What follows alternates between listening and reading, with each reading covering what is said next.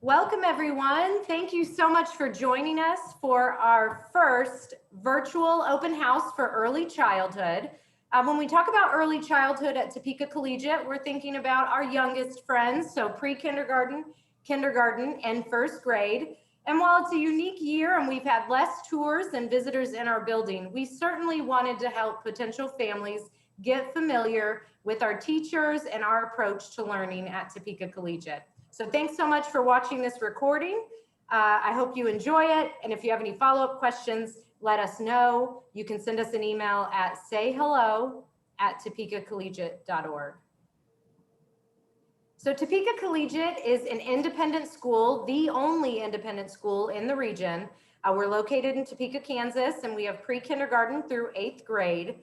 And this is meant to be just a casual conversation to help you get to know the teachers. So I'm actually going to pause here. There's a lot of great photos throughout this video. I think this is a pretty excellent one from pre-kindergarten last year before we were wearing masks. So I'm going to stop here and check in with Mrs. Ripple, our pre-kindergarten teacher. Could you share what's happening in this photo? Sure. This was a fun day of shaving cream exploration. We like to do a lot of sensory play in pre-K. We haven't had the opportunity to do quite as much this year with trying to keep germ-free and everything, but we have brought out our shaving cream quite a bit. So it's a lot of fun to be able to practice our letters and draw shapes and try to write our names. So it's just kind of ooey gooey and sticky fun, and here Eddie was having a great time making it all over our tables. Awesome. Well, that's Mrs. Ripple. You'll hear a little bit more from her in a little bit. But also what I thought was neat was they also did shaving cream again in kindergarten this year, I believe. Miss Anello, I think you have a photo of Eddie doing this again, but there was a little even more learning. What was happening? We do, yeah. Eddie was really excited actually when I brought this shaving cream out, but we were actually practicing our spelling words. So we put the shaving cream on the desk and we start sounding out the letters and figuring out how to do that. It's just another fun way to practice our spelling and try and get it into our brains. Cool. All right, well, you'll hear more from Miss Anello in a minute also. But to introduce myself and to give you an overview of Topeka Collegiate, I am the Director of Communications and Admissions. My name's Brittany Crabtree. My email is there and my phone number, and you can reach out anytime. We are scheduling play dates, assessments, after hours tours. So after you watch this video, if you would like to schedule a separate time to talk, please let me know. Happy to do it. A little bit more about Topeka Collegiate. It's pretty incredible that we have families from over 14 zip codes. It's a really diverse school, socioeconomically, lots of different religions, racially. It's a special place from 14 different zip codes, from Overbrook to Lawrence. We're really proud of that. I also mentioned earlier, we're the only independent school in the region. And that's always one of the first things we talk about on a tour is what's the difference between private and independent? Because we get grouped as a private school, but in truth, as an independent school, we get no additional funding from the state or federal government. We have our own board of trustees that guides our work. We don't teach to the state assessment. We do have benchmark testing, but that independence has a lot of agility and flexibility to it. So it allows our teachers to have more flexibility in their curriculum. It also means that it is that much more important that families choose and invest in Topeka Collegiate. And in turn, we choose and invest in those families and students that are here. In this photo, this is our academic dean, Mr. Flax. He's pretty popular around here. The kids love him. And as academic dean, he works with all the teachers to make sure we continue to have that rigorous, the rigorous academics we're known for. And also he handles discipline. And at Topeka Collegiate, when we talk about discipline, we're really talking about smaller classrooms and the ability to get to know students, to know what keeps them engaged in the classroom. So our size, when I mentioned, we're smaller, and that also makes a difference. Smaller classrooms really helps us get to know every child's name in the building. The older kids know the younger kids' names. The teachers know all the kids' names as they come through the grades in the building. It is really unique. And so we have 156 students. That's from pre-K to 8th grade. and we have 48 teachers and staff, which makes for a really good teacher-student ratio, which is something we keep an eye on to make sure that we are creating that, that smaller classroom experience. Another thing that I think is incredible about Topeka Collegiate is it's starting in pre-K. They're almost like little middle schoolers going to other classrooms to learn. So all of our students starting at pre-K go to art, music, PE, science, Spanish, and technology. This year, sometimes the teachers come to the classroom. Sometimes the students go to those specials or resource class teachers. We've based on whatever's the safest option. But it's still great to see these students going to teachers that are trained in the topic they're teaching. They're passionate about the topic. And so it's that much more likely that a student's going to love art or fall in love with science or really love like learning itsy bitsy spider in Spanish class. So by the time they're in 8th grade, I mean, think about what that does for their learning of these topics. All right, I'm going to stop talking because I know what most parents want to do is hear from the teachers themselves. I'll talk a little bit more, but then I'll turn it over to Mrs. Ripple, our pre-kindergarten teacher. We have a couple photos here. Mrs. Ripple, why don't we start off by just talking about what's going on in these photos? So here's Sophia, spelled her name. Will you say more about that one? Yes, absolutely. So she's using part of our curriculum called Get Set for School. It's by Handwriting Without Tears, which is a wonderful curriculum. I'm so pleased we have it here. And it uses these basic shapes of big line, big curve, little curve to make all of the letters in the alphabet. And she was so excited to have put together her whole name and wanted to pose by it. So this is something that we also use to create a person called Mapman. And Mapman is kind of the fun way into writing, that we start working on these curves and lines without them really even knowing that they're practicing writing. So it's making it fun without it being sit down and copy this on paper, which I'm sure we all have experienced in our upbringing. That's the old way. This is way more fun.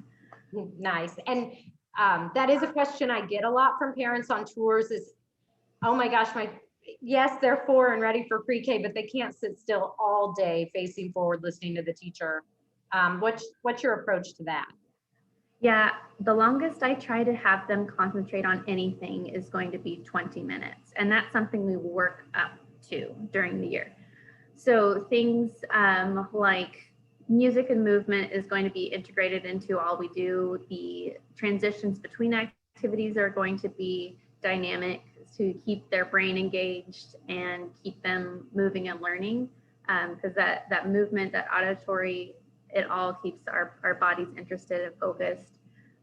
But yeah, sitting for a long period of time is not what 4-year-olds are supposed to do. So I'm not going to ask them to do that. Excellent. And in addition, I'll add, they have recess 3 times a day. So we totally recognize that moving their bodies helps them get those brains working too. And we're proud of that at Topeka Collegiate. All right, let's see what other photo we have here. How about this one, Mrs. Ripple? Well, this was earlier this year when we had one student who was distance learning. And even though he was at home, my friends I call them my friends. I'm sorry, I do have 4-year-old friends.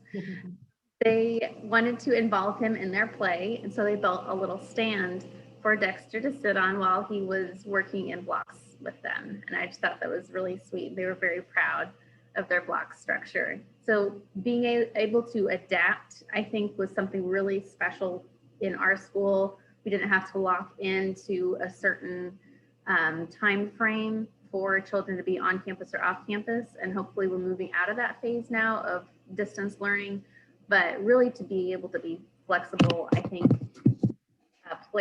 catered towards the benefit of a lot of our students this year.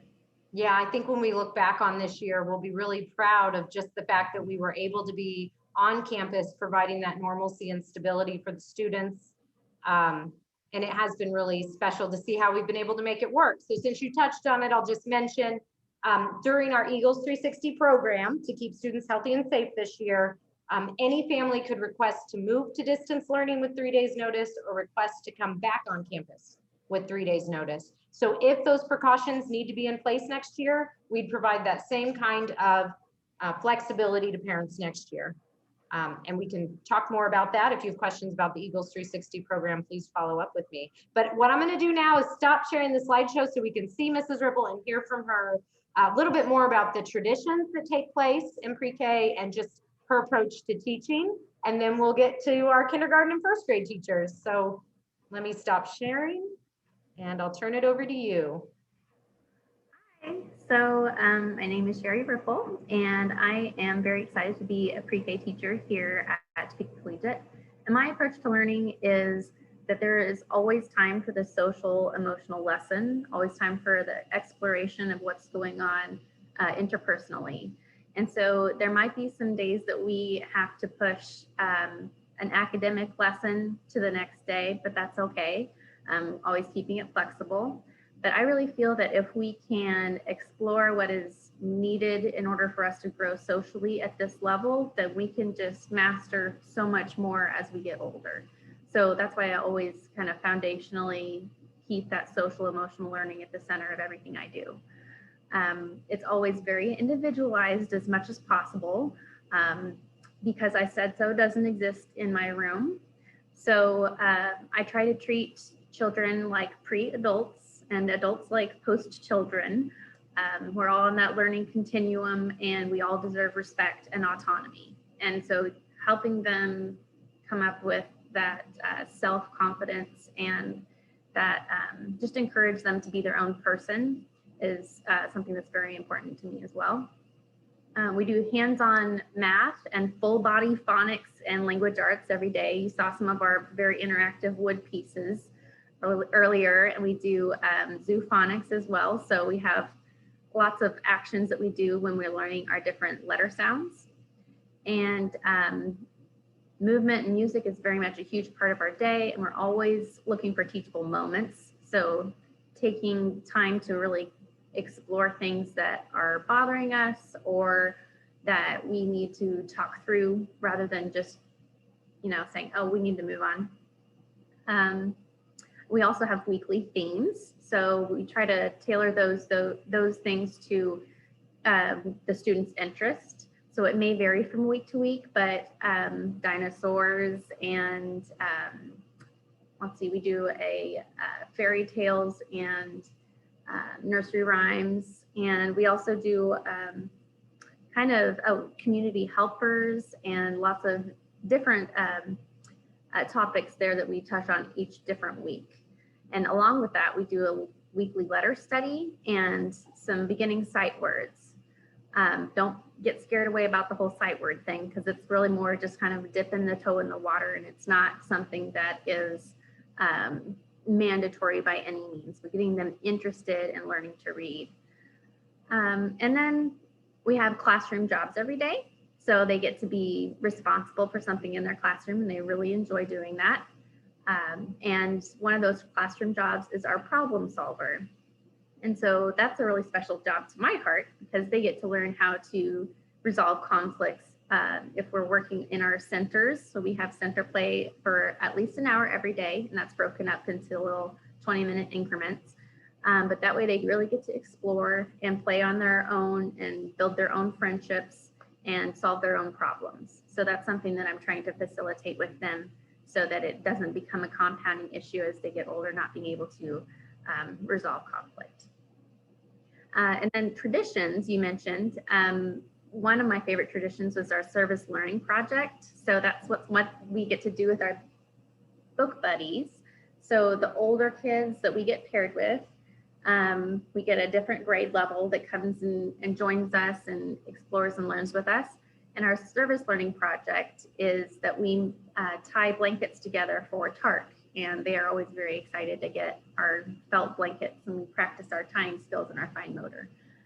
And the older kids really just enjoy hanging out with us too. And then my other favorite tradition is the assembly. We're getting ready to work on getting ready to put up our assembly right now. So this is something that we get to present to the whole school. We'll be streaming it this year, but we're also going to invite our parents to the school, and we're going to perform for them. I'm not going to tell you what it is because it's a secret, but they're very excited, and they're very, we talked about being nervous today. So that was one of those learning, teaching moments of kind of just exploring why we're nervous and what kinds of things help us get through that. And that's kind of the crux of this whole year, is getting that milestone of being able to talk about our emotions and being able to focus on other people, what they might be feeling as well, that empathy piece, and being able to start recognizing words, being able to write and start to identify all of the letters and numbers. And really the most important thing is just getting them to love school. And so that exists with the whole hands-on learning piece and those beyond the book experiences that are so signature to Topeka Collegiate.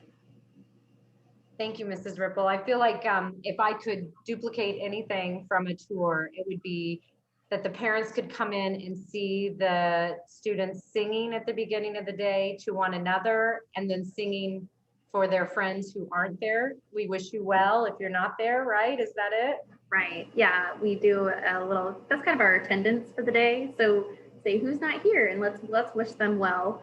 And then we also mention if there's anybody else at home that we might have on our hearts that we want to wish well that day. And then we turn the pan, it's a cookie sheet, over, and we say, are we glad our buddies are here? And yes, absolutely, we're glad you're here. So we sing, we're glad you're here to everybody. And that's, I think, part of why that picture with Dexter on the blocks, why that happened is because they really got to think about, you know, he's at home, but we wish him well, and we're also glad he's here on distance learning. So just making time for those little traditions is really important. Very cool. Thank you. All right. Now, for those of you that have been waiting to hear about kindergarten, I want to be sure we keep moving along. So I'd like to introduce you to Ms. Anello, one of our kindergarten teachers, and also Mrs. Berryman. So this is a really dynamic duo. They each teach, and so we have 2 kindergarten classrooms. They each teach in their own classroom, but they work closely together to carry on the traditions and all the things that students need to learn during kindergarten. So again, I think what we'll do is flip through a few photos, and then we'll hear from each of them more. All right, well, so this first photo is a photo you shared, Ms. Anello. Could you talk about what's happening here? Well, we have school theme days on Thursdays this year, and this just happened to be our beach day. And so our friend, Mr. Sean the Shark, came in and wanted to hang out with us on our beach day. And we always do little fun poses, and we can dress up. So in this case, we could wear like our beach hats or our sundresses, and we went outside and played with our earth beach balls. So even though we were having a lot of fun, we still talked about the continents and the different areas there. So yeah, we always have a good time with theme days. It's awesome. Yeah, we haven't always had Thursday theme days every week of the whole school year. But this year, with some of our traditions and special events being canceled or postponed, we created a new way to have fun together and look forward to the special event every week. And it's been pretty hilarious. And it's cool to hear that you incorporated some learning into Beach Day too. Let's see what the next photo is. Oh, this is also you, Ms. Anello. I think this photo was just taken today. It was, yeah. So again, with trying to find creative ways to keep them excited about learning, we have our spelling tests starting in January in kindergarten. We start doing spelling tests every week. And this was our practice tests. So you can kind of see our theme this week was Dr. Seuss. So we have our Cat in the Hat spelling test list, and it was gorgeous out. So we just decided to go outside and practice out there. We're sounding out our words and our phonics and seeing what we have and what we have to work on tonight. That's awesome. I know we were really encouraging teachers to use outdoor spaces this year, get in the fresh air. And I know we do that every year, but it's been neat to see that even more this year. Okay, speaking of fresh air, this doesn't look like our school campus, Mrs. Berryman. What's happening in this photo? Well, since, with COVID, we've had to cancel a few of our field trips just because of safety reasons. But this one we definitely could still do. We do woodland animals as a theme. So we're on the trail at the Kansas Museum of History, checking out to see if we see any evidence of woodland animals. Of course, we may be a little noisy for them to actually be around, but we look for tracks and other things like that. And so it was a wonderful experience for us to still be able to get out and do that and learn in the fresh air. I know the parents were so appreciative to have a field trip with their little ones to share in the midst of it all. It's cool. How about this one, Mrs. Berryman? Well, it's still beautiful outside. And so we were speaking of insects and spiders. So we got some bug nets out and went outside to catch a few, catch and release, definitely. But you can see these students are checking out one that was caught. Looks like possibly a moth. But we had a fun time finding different animals or insects. No rocks, no heads, just insects to catch those and take a peek at them up close. So you can tell they're definitely sharing that with each other. Yeah, they're into it. Uh-huh. Okay, this is another Thursday theme day, Ms. Anello, and I love how you're doing the backdrops on these. So this is Backwards Day. Is there anything you could say, Ms. Anello, about how you arrange your classroom, or I'm just curious how you set it up? Could you talk about that, since parents can't tour your classroom? Yeah, so we have to have our desks 6 feet apart, right? So we have our desk space, and then we have like a library center and play space. And then up front, Ms. Anello has some very special friends that she's introduced this year, and my Eagles, as I call them. We all enjoy them very much. So actually, you can see in the picture, we have a little Uni, which is our little unicorn skeleton, and she likes to join us all the time. Like I said, we have fun with themes days. When we were writing Backwards Day, they actually helped me write some of those letters, and we talked about how to write them incorrectly and then practice writing them correctly. And so we just had a lot of fun. But we try and create spaces so that we have, like Mrs. Ripple said, we have these centers and areas where we can do small groups and they can have different things that they participate in. And yeah, it's very fun. Cool, thank you. All right, I think this is our last photo before I stop sharing and really give you guys a chance to share. But Mrs. Berryman, what's Tate doing on the bike here? Well, I know that we'll talk about some of our themes, because as you can see, we had a woodland animals theme, and we also did a bug theme. So this is transportation. And so we talk a lot about different types of transportation, and bike safety is definitely a huge thing. So of course we need to bring in our bikes, obviously with helmets. We make some little courses outside. We draw in chalk and have some cones, and they just had a wonderful time being able to do those courses. There was also, if you can see in the background, some middle school students that happened to be out enjoying the fresh air, and we just had a great time writing those courses and learning while having fun. Cool. All right, well, I think I will turn it to Ms. Anello to kind of explain more about how we approach the curriculum in kindergarten, and then I think I'll let you two take it from here. So Ms. Anello. Absolutely.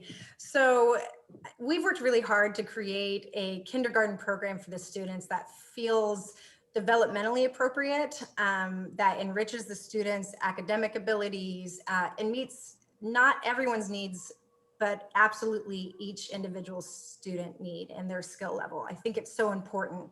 We always want to promote individual growth, but also bring together that teamwork and how we work together as a team, even with all of our differences. And we want to enhance their natural curiosity and continue to invent new ways to encourage their love of teaching. Like Mrs. Ripple said too, we want them to love to learn, and we want them to love coming here every single day because we love seeing them. Throughout the year, we explore a different weekly theme. So this is different than the fun theme days we were talking about. It's what Mrs. Berryman was referring to, where we had our like our transportation and our insects. We do things like community helpers. We continue that on as well. Martin Luther King in African countries, Asian countries, food and nutrition, reptiles, insects, planets in space, which Miss Anello loves. That's the theme of her entire classroom. And then the books that we read and our weekly activities, they center around those themes that we are focusing on for that week.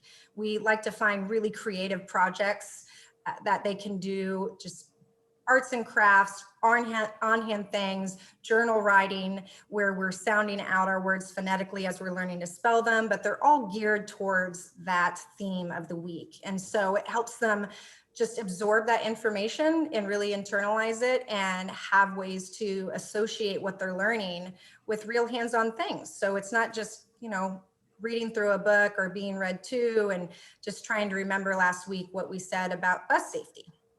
So the students really love diving into each theme. I get excited with how excited they are every Friday with what is our theme next week? And they want to know what they can bring. They can bring in books that are associated with it. They love sharing books with each other, and sometimes shells if we're talking about the ocean or things like that. So I think what's really important is, again, we focus everything on their individual skill sets. So our goal at the end of the year is to make sure that everyone is really excelling and overly prepared moving on to first grade. And not everyone's going to learn those skills the same way. And I love that we have the smaller class sizes so that we can really take the time to assist students in the way that they need that assistance. Some of us have learned things earlier than others have, and vice versa. And it's important that we all feel connected and educated and good about how we're learning and growing. So.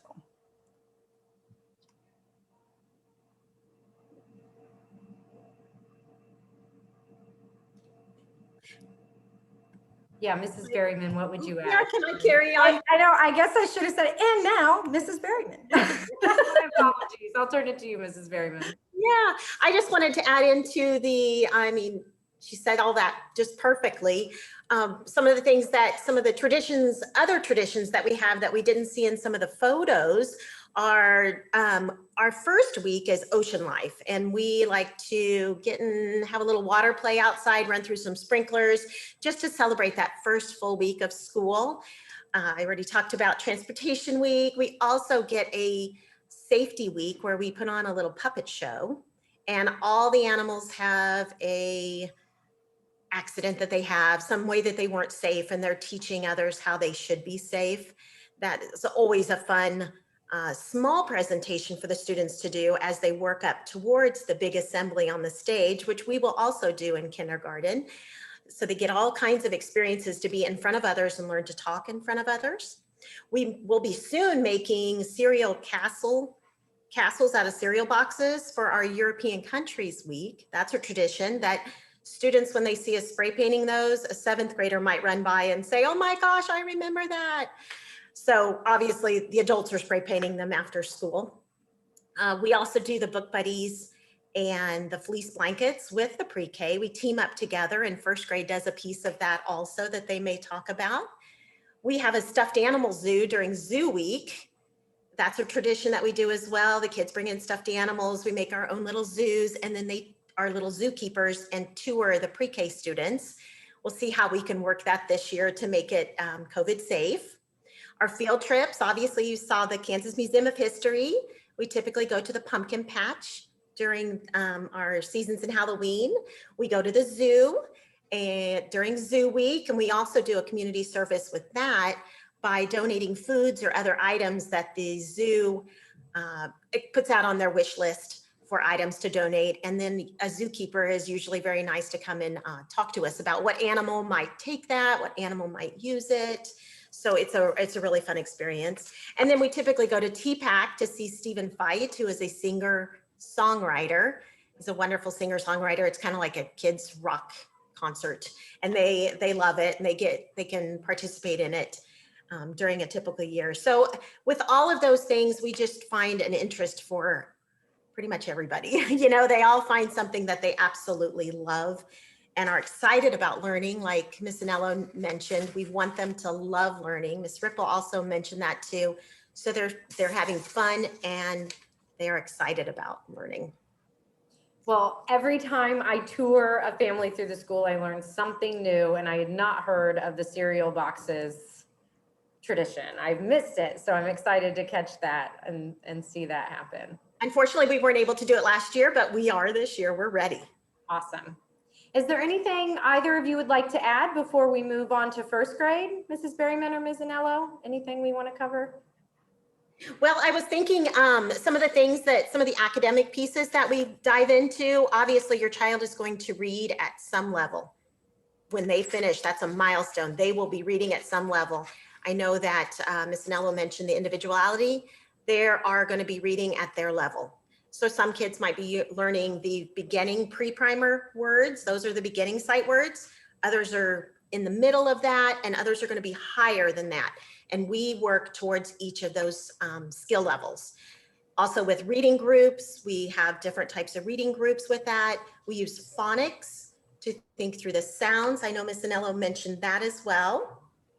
We work on the comprehension of reading.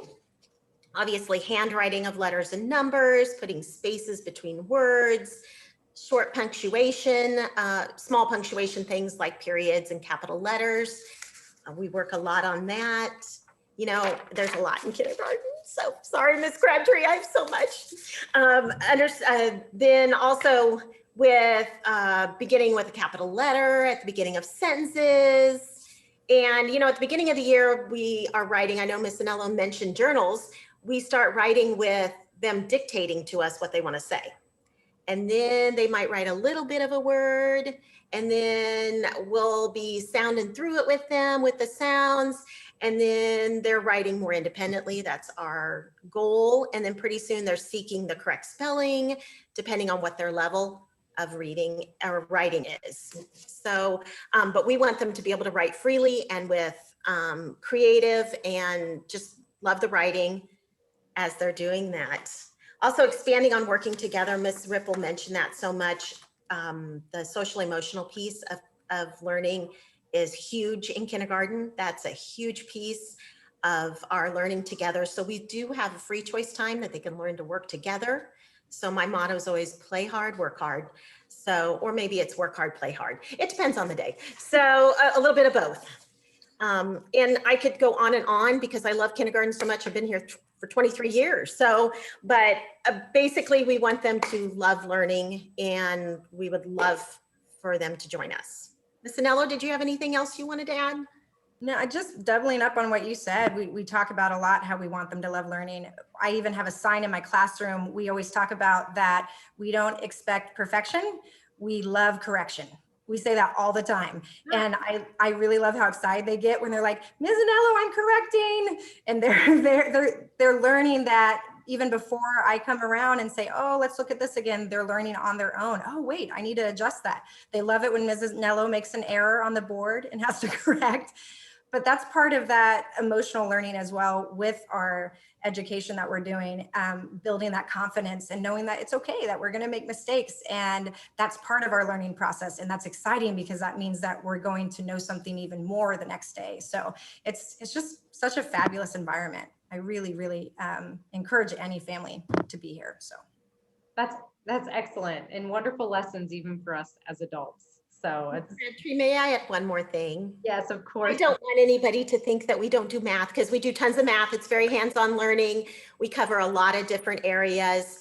It's a wonderful program, and I just want to make sure that I threw that in there. We do a ton of math, a lot of addition and subtraction and counting, a lot of number sense kind of things. So I just wanted to add that in there because I don't want you to think that we don't. Yeah, I know. And I don't mean to rush you either. So let me just ask you one more question as we wrap up kindergarten, which is this. It's like a transition year, and every year is a transition year. You know, they're moving on from certain skills to more. And so I guess sometimes with kindergarten parents are still nervous about that rigorous academics and sitting still too much. And, you know, they still need to be a kid. How long do they sit still in kindergarten compared to pre-K? Like, is that also 20 minutes, or what's reasonable for a kindergartner? I don't know off the top of my head, so I wanted to ask. yeah, I mean, we shoot for the 20-25 minute as well. We do try to incorporate those breaks. Also, you know, I get wiggly too. So I have a few kids today, we were doing math and they stood up while they were writing on their math books on their desk, and that is completely fine. We have a thing where we say we get out our heebie-jeebies. So sometimes we'll just stand up and we'll do some fun little stretching movements, but we do try and break it up. And like Mrs. Berryman said, we'll have those free time and those breaks, and even maybe we're doing a guided reading center where we're broken up into groups and we're doing specialized projects. When we get finished, we usually get a brain break. Let's play with some magnet blocks. Let's have a little bit of learning time on the iPads that we don't realize is learning time because it's just such a fun game. So yeah, definitely important to let them be kids. Thank you. And I know we're all really passionate here, so it is definitely hard to get all of it into just a few minutes. So thank you all for your time and sharing your experience as teachers. I know parents are probably appreciative of all of those details that we're covering. So thank you for that. Let's talk about first grade. I'm going to go back to sharing my screen here, and I'd like to introduce you to our first grade teachers. So Mrs. Frederick is here to share about first grade here in a moment. She shares the classroom job shares with Mrs. Schwert, who is not on tonight's call, but she'll explain that sharing and how well that works in our first grade classroom. We also have a second first grade classroom with Mrs. Dudniak, and she's here too to share her perspective. But again, before we get into it, it's kind of fun to look through the photos, and it helps give us a preview of what first grade's like at Topeka Collegiate. So let's see what our first photo is. Okay, so this, I think, is poetry tea. Could you speak to that, Mrs. Frederick? Yes, last year, unfortunately, with COVID, we weren't able to have the poetry tea. And this is a picture of actually the kiddos that are 7th graders now, back when they were in first grade. Wow. And it's a really special tradition, one of probably the biggest tradition in first grade. We'll be talking a little bit later about the students and how they recite weekly poems during the whole school year. But then it comes to the end of the school year, usually around May or so sometime, we have this first grade poetry tea, and each child gets to select a poem that's one of their favorites from the year, and they get to recite it, and friends and family get to come and watch. And luckily this year we get to do it, so we're very excited. And then we go down to the assembly hall. It's been transformed into this beautiful room with flowers and china and teacups, and we get to have a fancy little tea for the kids to celebrate all their hard work from all the poems they memorized from the year. Yes, looking at this photo more closely, I see our middle school students in this photo. Oh my gosh, you blew my mind. All right. Here's another important tradition in first grade, heart dissection, right? What part of the year is this, fall or spring? What's happening? This is usually February or March, kind of depending on just how things go with our assembly and when that falls, but usually February, March. We're actually studying right now about the anatomy of the human heart. Unfortunately, this is a picture from several years ago. Last year, we weren't able to do the heart dissection, and this year we're not either, although we're still studying about the heart.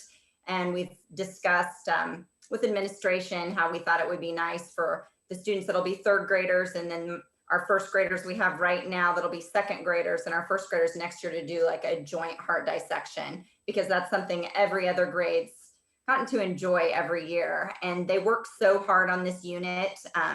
It's really amazing because they study the anatomy of the heart and all of its essential functions and how to keep their hearts healthy. And then after our study is complete, we have a cardiologist come in and who actually brings, I don't know, several different pig's hearts, because those are the most commonly related to the human heart. And the kids get to explore and dissect the hearts, and the cardiologist walks them through it. So it's just a really cool event and tradition in first grade. That's amazing. So a cardiologist, a guest, comes in and actually walks through this. Yes. And we've been real lucky. We've had several cardiologists that are parents at our school that we've been able to have come in and do this. So, wow. Yeah. What a big event it's going to be when we get to do this across a few grade levels. I get it. That's neat. All right. So this is also a tradition, right, Mrs. Frederick? Yeah, it's turned into a tradition. This is, we, in the fall, go to the pumpkin patch, and the kiddos all pick out a pumpkin besides doing all the other fun things that you do while you're at the pumpkin patch. And then we have something in first grade called the First Grade Fall Festival. And this year it looked a little different. We usually are in the assembly hall, and there's centers, and it's both first grades together. And we have parents come in, we teach them ahead of time what they'll be doing at each station. And this year we made it, and it's usually an hour and a half, 2 hours long. This year we made it the whole day, and we couldn't have parents come in, but we did all of the wonderful centers, and the kids got to weigh, measure, estimate their pumpkins. and rotate and do different things with Mrs. Schwartz and myself, and then with Mrs. D in her classroom. And so they still got to experience the fall festival and celebrate autumn and enjoy it just in a different way this year. Yeah, and learn some math. I heard there's math snuck into the fall festival. Math is definitely in there with the estimating and weighing of the pumpkins. And we have some different skills that we cover like that. And they get to use their art skills. They create a recipe for their favorite food from the fall festival. So they have fun doing that. And I'm trying to think. Oh, and we make leaf prints and leaf rubbings. And then we make a big fall tree out in the hallway with that. So they really enjoy doing that too. That's the other part of not giving tours, is not being able to show off the awesome student artwork on the walls. I mean, it speaks for itself. So if anybody's watching and wants to get an after hours tour, let me know. I'd be happy to figure that out.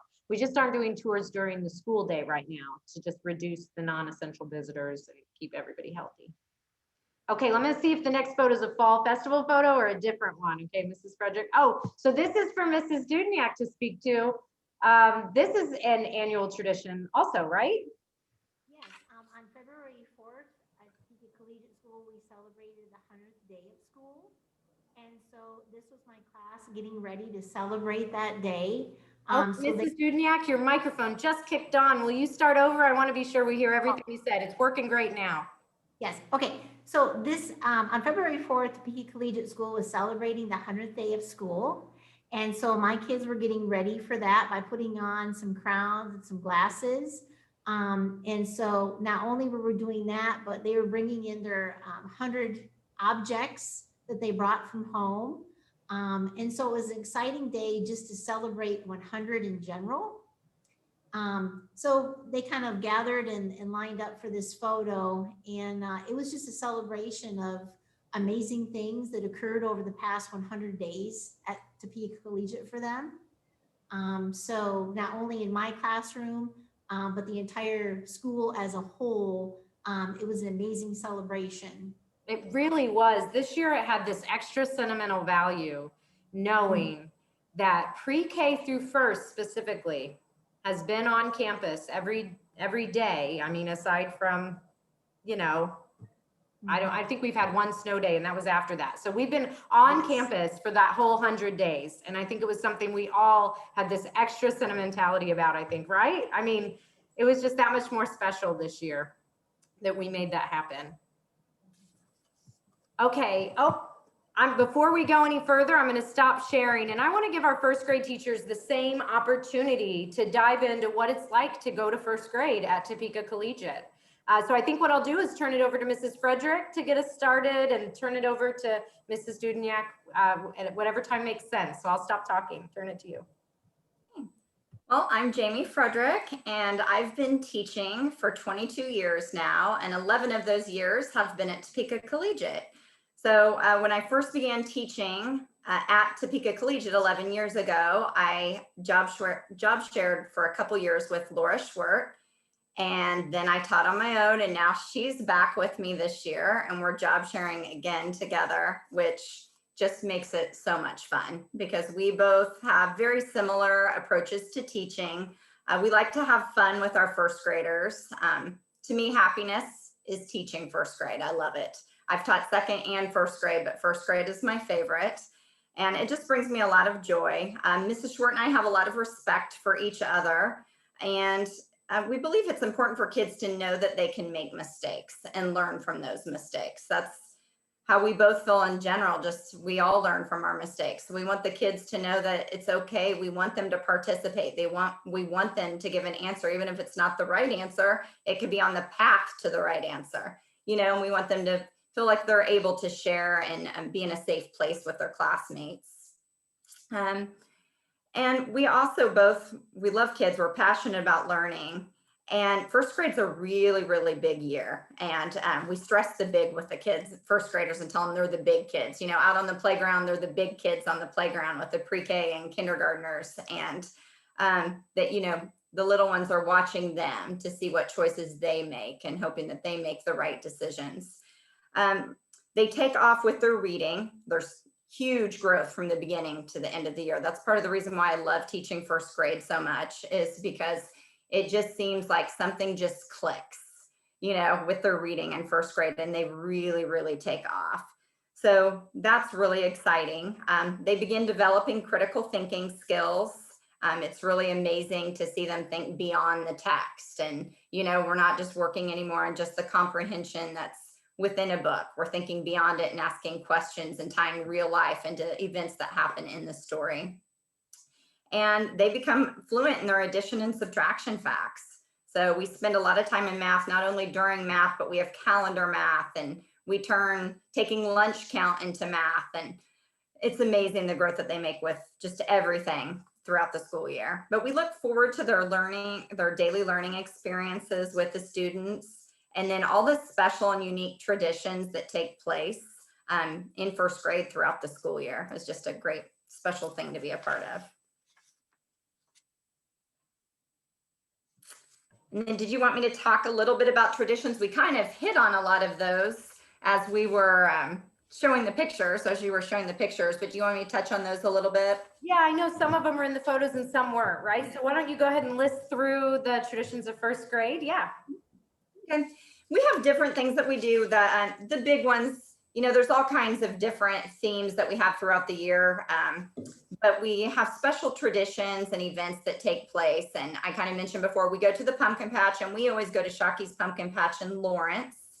And so that's kind of a big deal for the kids. They get to go there and pick out their pumpkin and do a lot of fun things. And then, like I said before, we come back and the pumpkins stay in our room usually for a week or two. And then that way they have those to use during the fall festival. So at that event, like I said, it usually takes place in the assembly hall, and there's centers that they rotate to, and parents get to come in and be a part of it. It's just an exciting, fun event where they're getting to learn and use their math skills and their writing skills and reading skills, but do it in a fun way, so going back to that fun factor, we like to find ways to make learning fun so kids think it's exciting. Cool. So, and that's a big one. And then I talked about the heart dissection, which we're currently working on right now. That's another really big unit, and the kids always really enjoy doing that. Well, actually, I didn't even talk about, we'll have Mrs. Arnold, our school nurse, come in, and she'll talk to the kids about keeping their hearts healthy and let them listen to their heartbeat with the stethoscope. And we do all kinds of fun activities in the classroom, and it's amazing to just watch the kids. Like at the end of this unit, they will know that the heart has 4 chambers, and they'll be able to name those 4 chambers. And that's impressive for first grade. Yes, and they'll talk about the path of the blood and how it flows throughout the body and the heart. And it's just exciting to get to hear the kids do that. And the cardiologist that comes in then is always just really surprised by what all they know already. But then he or she is able to teach them even more and let them have that hands-on experience of seeing the heart and seeing inside the heart. And then at the end, we put it all together, and the kids get to do a writing project, or writing piece, I guess I should say. And it's usually 5 to 8 sentences and about what they've learned about the heart and what their favorite thing was, which a lot of them talk about getting to do the dissection. So that was another one. Usually in about April, we do the life cycle of a butterfly. And so we spend a lot of time on that, and we have painted lady butterflies, or they're caterpillars at the time, delivered to the classroom. And so we get to study the life cycle and watch them turn into the chrysalis and then the butterfly, and we actually get to release them. And then we follow up with a field trip to the Prairie Nature Center and have a wonderful field trip, sometime usually late April, early May. And the kids get to learn even more and get to catch monarch butterflies. And it's a really, really fun event. Great photos. Yeah. The kids holding butterflies. That's what I remember. Yes. And they love that. They absolutely love it. But yeah, and then the poetry tea I kind of talked about. Mrs. D will talk about poetry a little bit more, but they have a weekly poem that they recite. And we have a little treasure chest in the classroom, and we try to find like some type of little treasure that relates to the poem each week. Like this week, we're doing the Reader's Oath. And so I have like these tiny little mini books. And so they think it's the greatest thing. They've got a little treasure chest. Like I have a loose tooth, and they all got a nickel, because in the poem they mentioned getting a nickel for their loose tooth. So they got a nickel to put in their treasure chest. And I have parents that talk about, you know, now are like first graders that are in my class that have older siblings. They still have, or my brother, my sister still has their treasure chest. I can't wait to see what I'm going to get. And they like to look through it. And so it's just a way to kind of give them some motivation to memorize their weekly poems and make it fun. And then it all comes together with the special event of the first grade poetry tea at the end of the school year. Yeah, you talking reminds me that every year we have Grandparents' Day, or VIP Day, I should say, which is a lot of times grandparents, but it can be other friends too, who come to the school and get to kind of sit with the student throughout the day, and just they can be proud of their classroom and what they're learning. This year that was done virtually. And what stood out for me, I remember, was seeing those first graders reciting a poem to their VIPs on, you know, on the video screen virtually, and just seeing the joy on the VIPs' faces, not being able to see their little ones maybe as often this year, but still getting to see them succeed and learn really got me. Yeah. Is it okay if I pass it to Mrs. Dudniak to talk more about that curriculum and poetry you're talking about? That would be great. I'd love to pass it to Mrs. D. She's a wonderful addition to our first grade team this year, and our school's very lucky to have her. I agree. Mrs. D, go for it. Thank you, Ms. Frederick. My name is Dina Zadiniak. This is my 8th year teaching first grade. I enjoy teaching first grade, especially teaching the students how to read and write. Hold on there. It's like your microphone delays.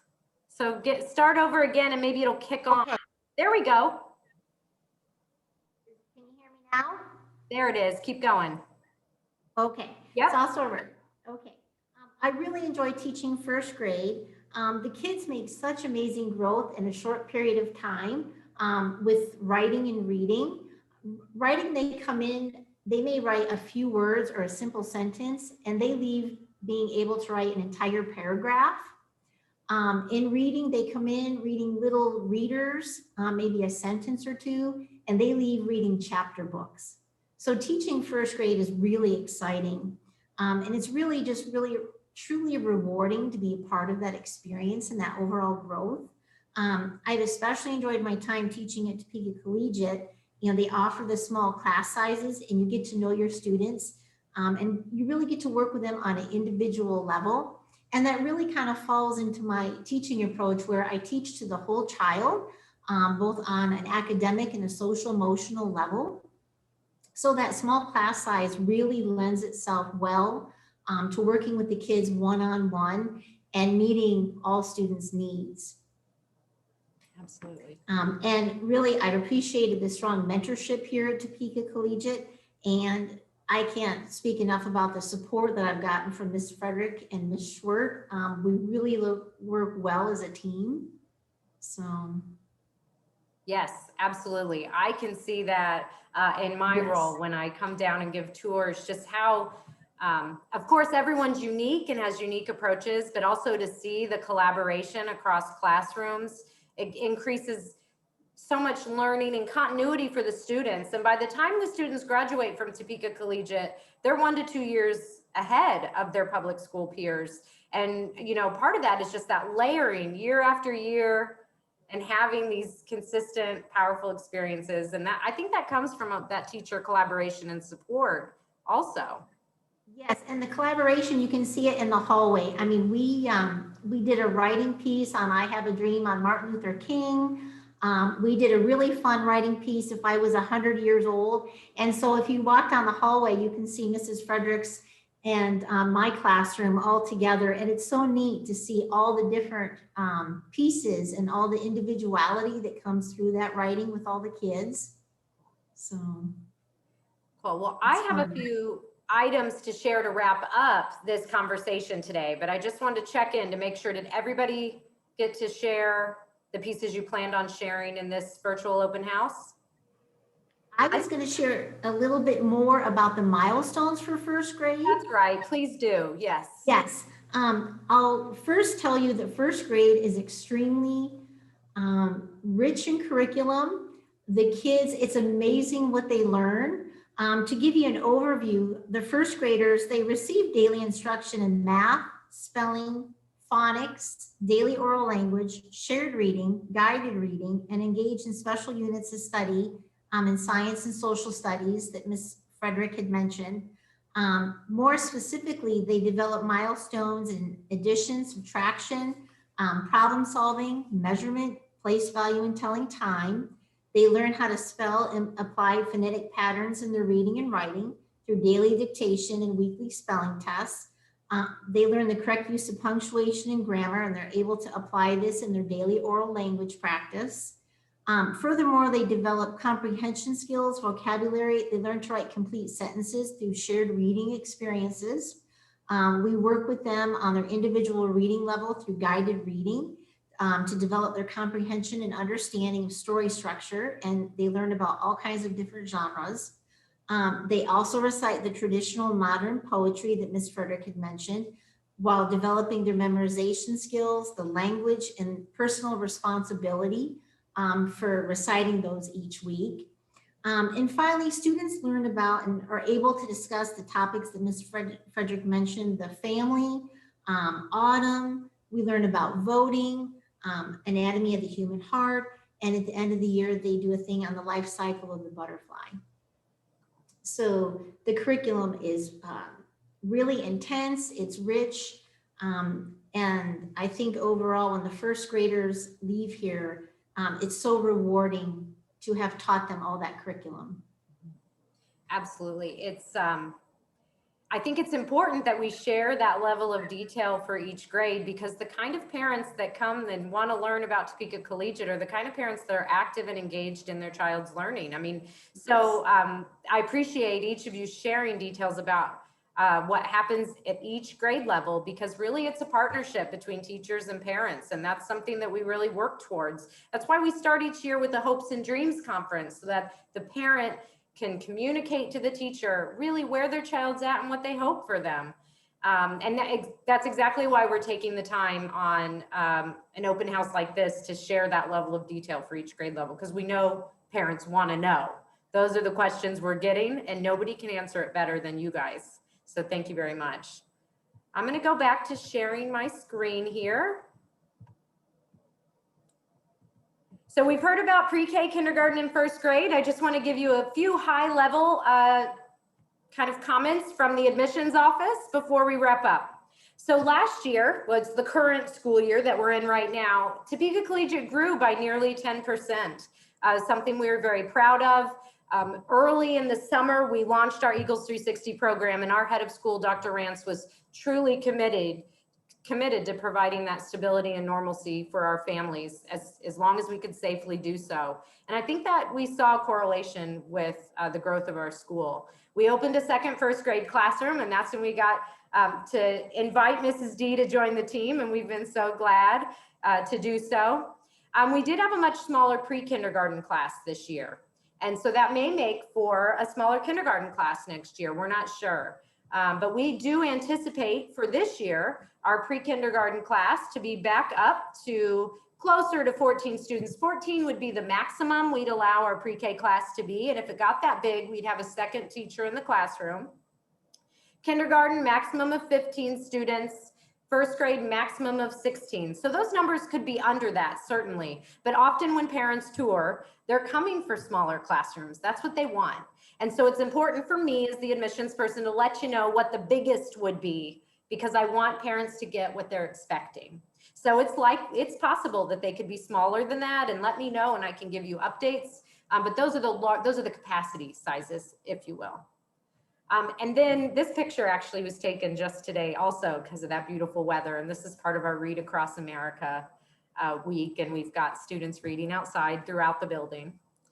I would like to add that our next play date and assessment is on March 27th from 9 to 10 a.m. And that's mainly for pre-kindergartners and kindergartners. But if you're interested in first grade, please reach out to me and we'll see what we can set up to help you and your little one feel like they are comfortable with Topeka Collegiate. I want to make sure that we provide whatever opportunity you need in lieu of visiting the school day. Usually we'd have students visiting the classroom during the day, maybe for a couple hours. We can't do that this year, but maybe we can think of something else and get creative. I've talked throughout this presentation about the Eagles 360 program. If that's something you'd like to know more about, let me know. The Eagles 360 program is really the plan that we put in place in collaboration with the Eagles 360 Task Force, which is comprised of teachers and staff. It's the plan we put in place to know how can we safely open, what milestones would we need to hit to make changes, and that thorough plan has guided us throughout the year, and we'll continue to use it as long as we need to. That's what led to rules like masks on campus for all students, washing hands or hand sanitizing hourly, and even putting up polycarbonate dividers in the lunchroom so students could safely eat. So we've got a lot of information there if you'd like to know more. I'd like to share this quote with you from our head of school. She wasn't on the call for this recording, but she's certainly someone you can meet at any time if you'd like, just let me know. But at the end of this quote, she says, "We may not have hugs this year, but we have kind words, laughter, and students that are more appreciative than ever for the opportunity to go to school. I think it's a moment they'll never forget." And we see it when they're like running into school. What a feeling to have kids running into school and sometimes not wanting to leave. I mean, it makes you really proud to be at Topeka Collegiate.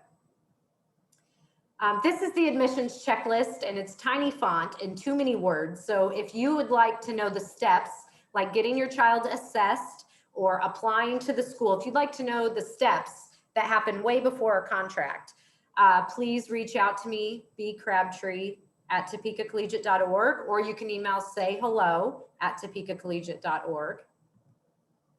There's that information one more time.